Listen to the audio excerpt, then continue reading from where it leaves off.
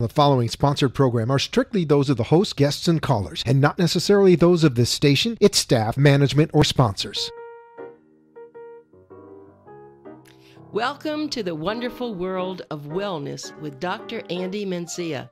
This medical program heard from 7 to 7:30 each Saturday right here on WSBR 740 AM is brought to you by the Adult and Geriatric Center under the medical direction of geriatrician Dr. Andy Mencia.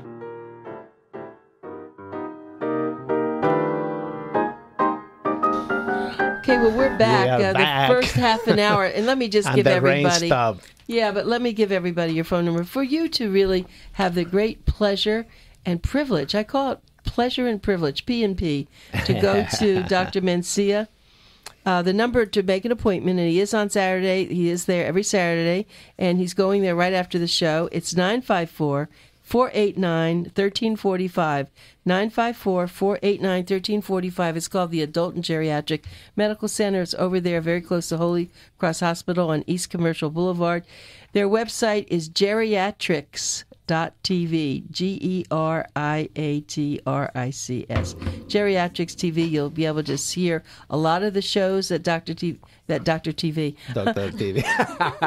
One day soon. Dr. Radio for right, now. Dr. Mencia, of course, is doing. And we've been talking about something that's very special to him, and I know that he's in great shape. I mean, this is a gorgeous man, and inside and out, but he's in great shape, and he wanted to share exercise with you. And we've been talking about Taekwondo, and he has me really convinced. But let's talk about the exercise. I'm going to make it happen so that you can interview Grandmaster Park. It's going to be, you will be amazed. I want to do that. It's like that lady you talk to me about all the time. It was a lot of time Mother Ratasha. Mother Ratasha. Same thing. Exactly. She reminds me so much of him when you talk about her. Oh, right. Yes. Because of the heart and soul. And so let's talk about exercise. And this is a man, Grandmaster Park Hyun-soo is a man that he's well known throughout the world, but in Canada. Spell that, please. Park, like a park, P-A-R-K. Okay. Young, J-O-N-G, Soo, S-O-O. Park Hyun-soo. In Korea, here they say Jeon-soo Park, but in Korean, usually the last name comes first. So it's Park Hyun-soo. And this is a man that he been with Bruce Lee, spent time with Bruce Lee. I mean, his history, Bruce Lee was just starting when he was already going around teaching people about martial art.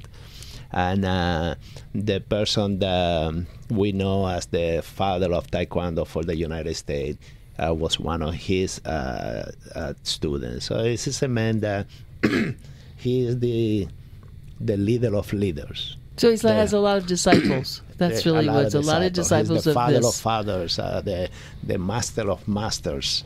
I have a strange question to ask you. Can they marry? Do they marry?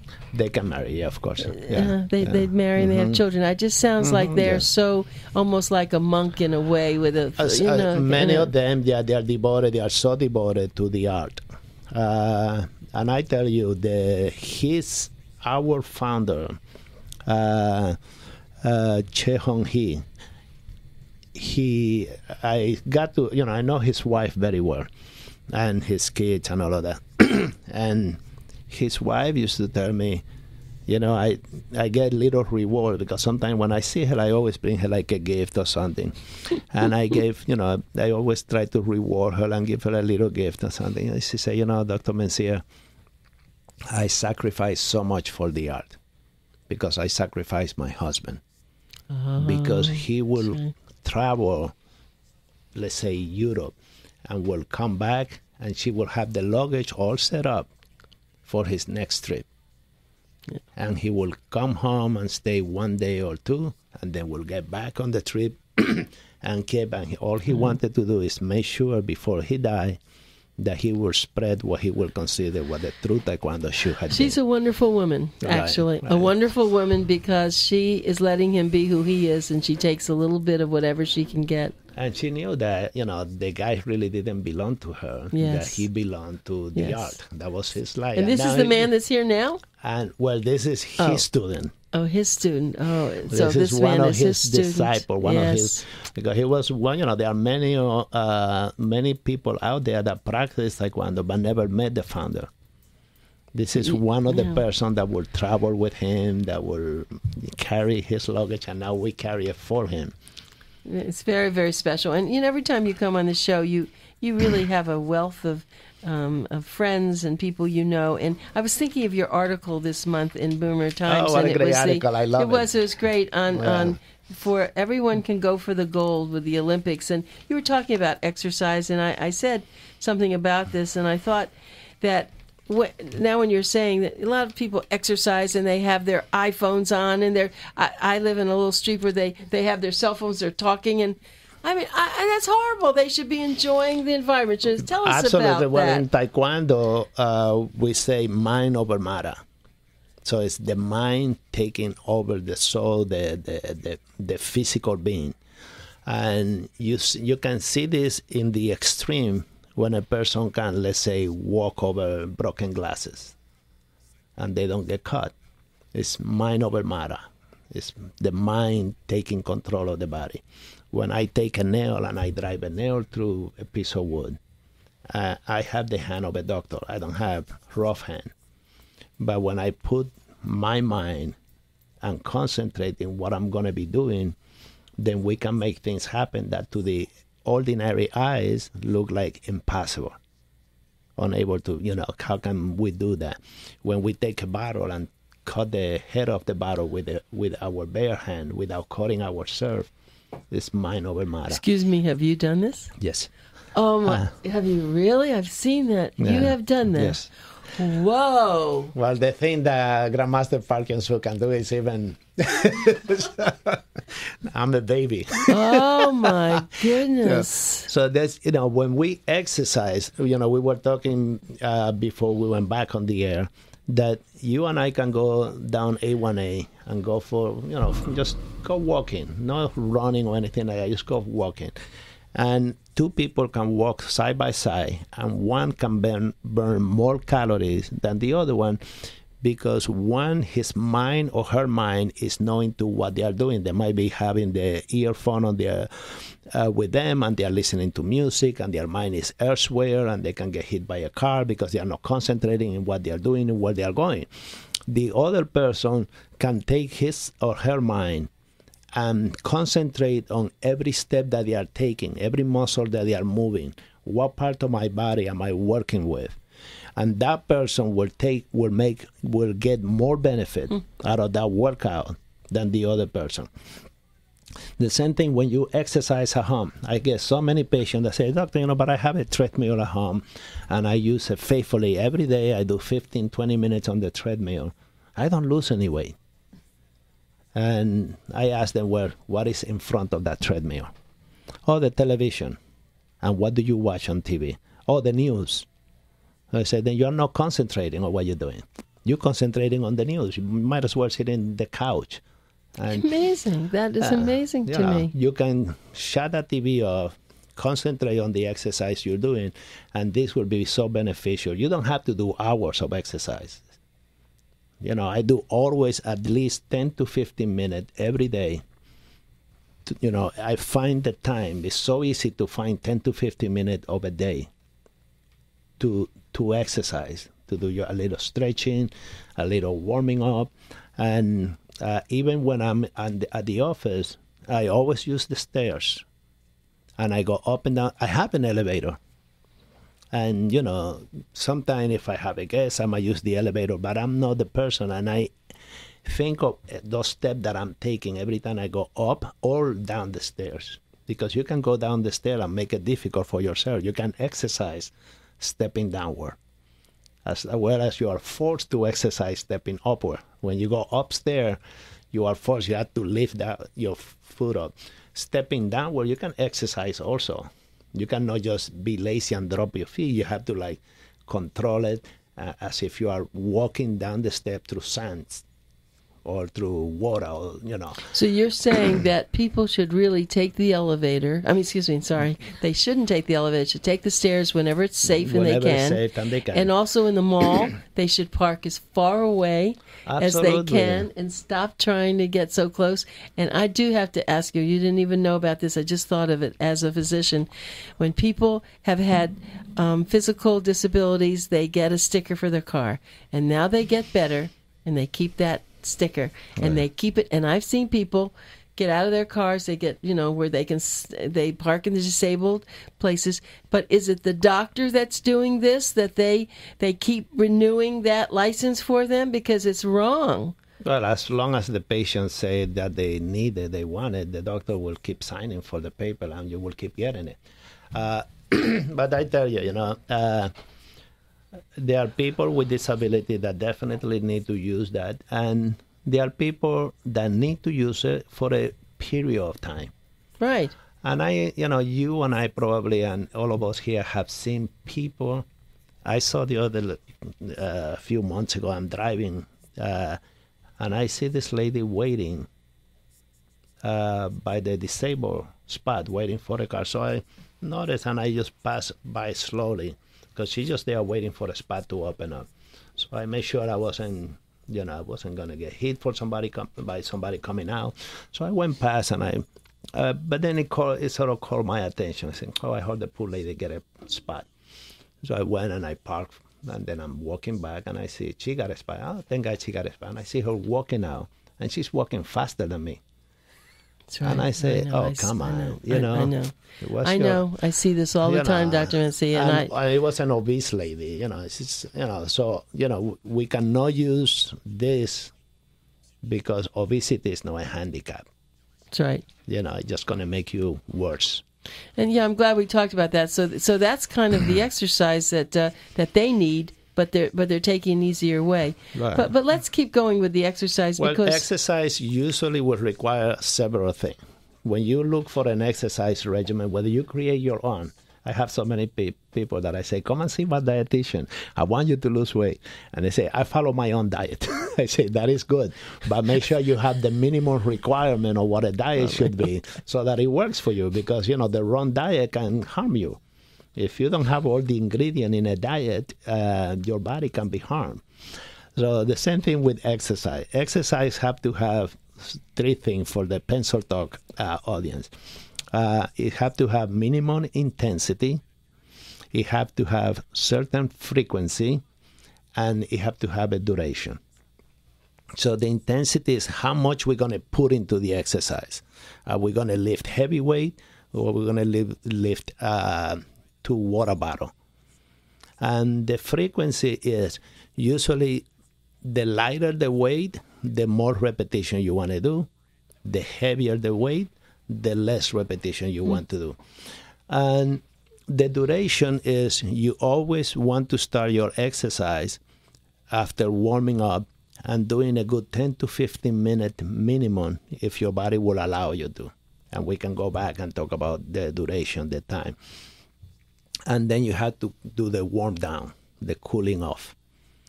And when you do all of that, a exercise that is properly done, and that's one of the things that we pride ourselves in Taekwondo.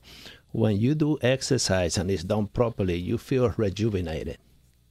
You feel if you are super tired and you cannot function, you've done something wrong. You have to feel energized. You feel younger.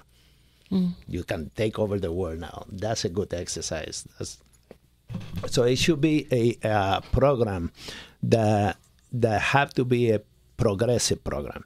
So when you start on a program of exercise, and it's not going to the gym and using equipment, that exercise doesn't, in Taekwondo, we don't have a lot of equipment. Taekwondo is just you with loose clothes and your instructor, maybe a punching bag, or we don't even need a punching bag. Just you doing certain movement, that could be exercise. And I tell my patient that going out for a walk can be an excellent exercise. Now let's take walking. because so simple, so easy to do. You don't need a trainer for that. When you start walking and you are not used to walk, or you're trying to put yourself into shape, you're trying to lose weight, you have to determine why is the reason why I want to do it. I want to get in good shape. I want to work with my heart condition, my lungs, what part of your body, your bones. So when you start walking or swimming, you want to do at least 5 minutes of duration of exercise, minimum of 5 minutes if you can tolerate it. If you cannot, then you do 3 and you stop. But if you can push up to 5, that's great. And I tell my pupils, my student, my patient at many times, I say, if you're going to do 5 minutes, you do 2.5 one direction, 2.5 the other direction. And then you add another 2 minutes. So you do 3.5 and 3.5. And then you add another 2 minutes. And you keep increasing like that. By the time you look back, you could be doing half an hour of walking easily without any problem. When you do the exercise, you have to listen to your body. In Germany, if you go to my house in Germany, I have the walking sticks. They are so good. Big. I see so many people using it. I say, what are these walking sticks? And I started using it. I say, wow, they are great. They are great for your back. And so if you have back problem, you can still exercise. And the beauty of the walking sticks is that it's like a cane. It's like walking with a cane, but you don't have a cane in your hand, so you don't feel being put down. But at the same time, the walking stick, they go so high up that you end up doing movement for the upper extremity. So you are exercising more of your body. So if you compare 2 people walking, one with the hand just hanging down and the other one using their hand as they walk, the person that uses the hand will burn more calories. So as you do simple exercise, simple walking, try to move your arm, okay? And that will help a lot. It will help, and then make it progressive in duration and intensity.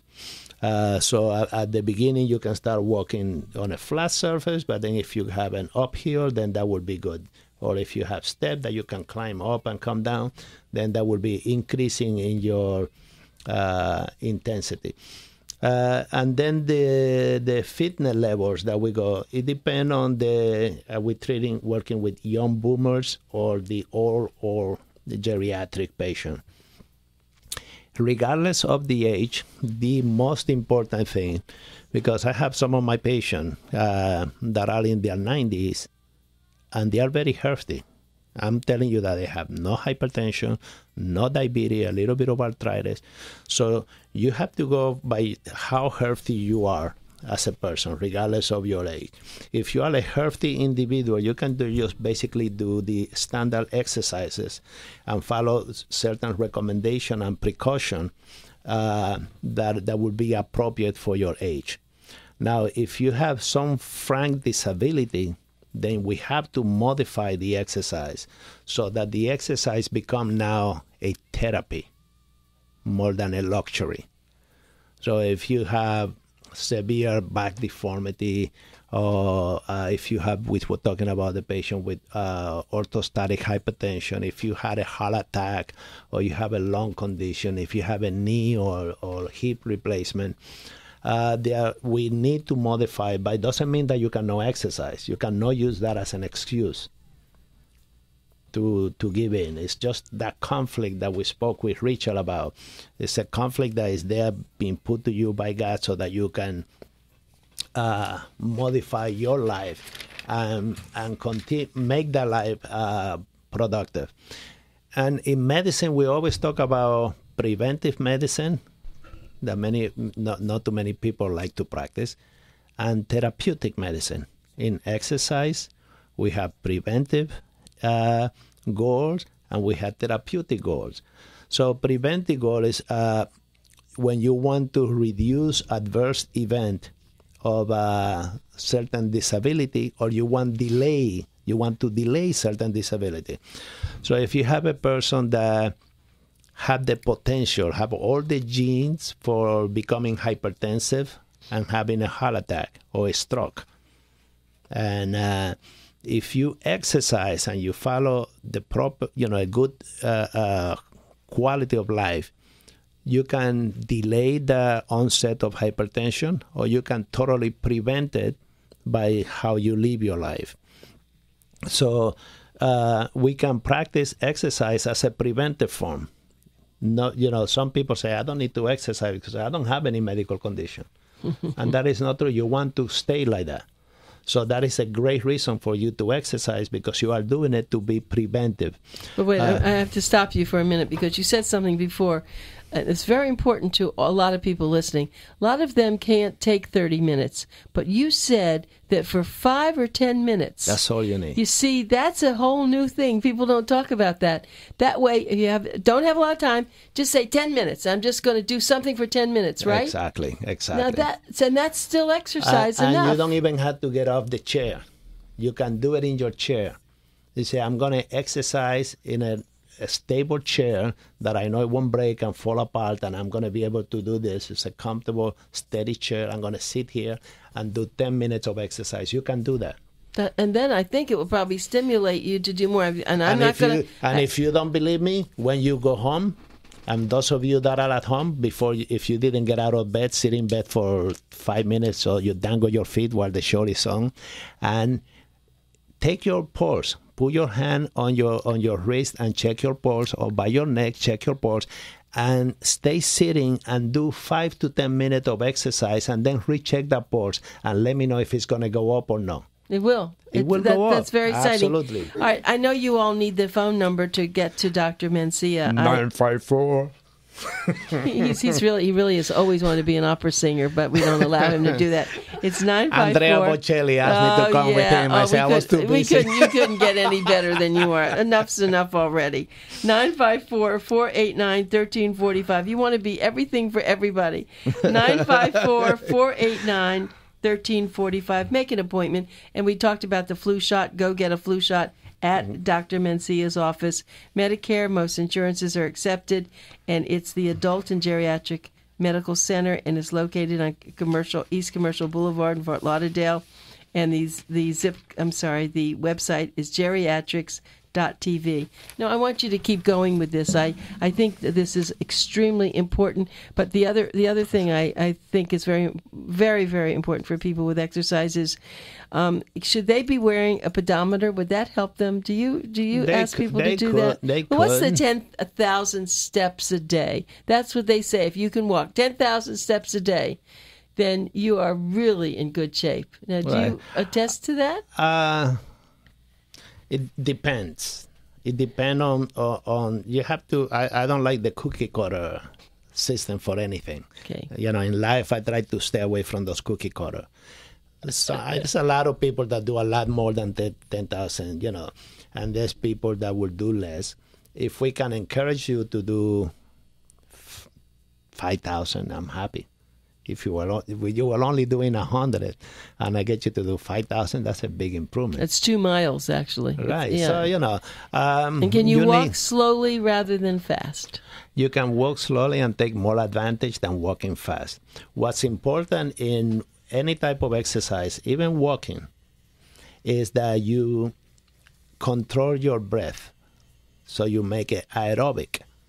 So sometimes when you are doing sit-ups or push-ups or pull-ups or walking, and your breath is not coordinating with your walking, it becomes an anaerobic movement. You will have more tendency to having pain. If you go swimming and you don't breathe properly during every stroke you take in on the pool, you can end up with pain. And that's because you build up carbon dioxide, which will produce the pain, the muscle ache and pain. Mm. But if you breathe properly, you can walk with proper breathing, and that walking becomes now a aerobic exercise. When we are doing Taekwondo, with every punch and every kick we throw, you have to blow out. You have to let the air out so that your body is forced to breathe back in. Mm. So as long as the exercise, regardless of how simple it is or how intense, the pattern of breathing is the key. So as long as if you do the dumbbell at home, and you don't concentrate on your breathing, you might feel some pain. But if you concentrate on your breathing, then it will be an aerobic exercise, and you're going to feel great about doing your exercises. So so that's in the preventive side. In the therapeutic side, we need to exercise, because let's say if we had a stroke and we feel one side of the body is weaker than the other side, by exercising, you are strengthening the good side first, and you are working on the weak side so that it can pick up some strength. So you're working on the muscle and the nerve ending on the side that suffered the stroke. And if the way that we try to explain it to medical students, that what we are doing is recruiting nerves around the stroke area so that those nerves can take over the area that had been weakened by the stroke, because you won't recuperate. That portion is gone, but you can now recruit other nerves to come in and help that part of your body function so that you will not even look like you had a stroke. And there are certain contraindications to exercise. Exercise, the only time that you need to be careful with exercise, if you have a recent heart attack, if you have chest pain, angina that is not stable, then you need to wait until you get the clearance from me or the cardiologist that is working on your case. If you have congestive heart failure that is uncompensated, you can have congestive heart failure that is compensated, and exercise will be so beneficial for you. I don't know what compensated, what you mean by that. By congestive heart failure. No, I know what that is. We talked about, but when you said compensated or not. Uncompensated. Yeah. If you have fluid in the lung, that means that the heart as a pump is working so bad that the heart is not able to move the fluid out of your lung. That's uncompensated. You have significant shortness of breath. We listen to your lung and we hear fluid at the base of the lung. You don't want people to exercise. You don't want to exercise at that point. You want to wait and get your heart compensated. You want to compensate that unbalance, bring it back to a balance so you can work better. If you have a aortic stenosis, that's why a lot of my patients, when they come in, they get an echocardiogram to look at the aortic valve, because you have the mitral valve, the aortic valve, the tricuspid. The aortic valve is the one responsible for the blood coming out of that pump into the rest of the body. So if that valve is stenotic or the lumen is shortened, then the blood is not coming out, and that needs to be fixed before you exercise. If you have an aneurysm in the abdominal aorta, which is the main blood vessel in your abdomen, and is dilated, we spoke about what was an aneurysm in the previous lecture, previous show that we have. So the aneurysm, if it's significant, you do not want to exercise until that gets fixed. And if you have a major bone fracture, I had a patient that had a dislocation of the shoulder yesterday. So it's the clavicle had dislocated and moved backward, and he got very scared. And he came to see me. I sent him to the emergency room. We had some x-ray. Then I sent him to the orthopedic. He got a sling put in. And I said, give me the key to the car, because I see he has it on the back arm. And the son is going to pick it up for him. I said, no, I want him to pick up the key.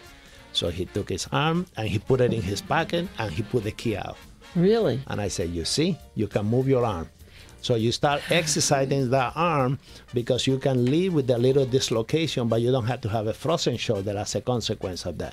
So there are certain things that will prevent us. If you have a major illness, you are very febrile, high temperature, then you want to hold on to your exercise. And we have to hold on, and we have to come back next week.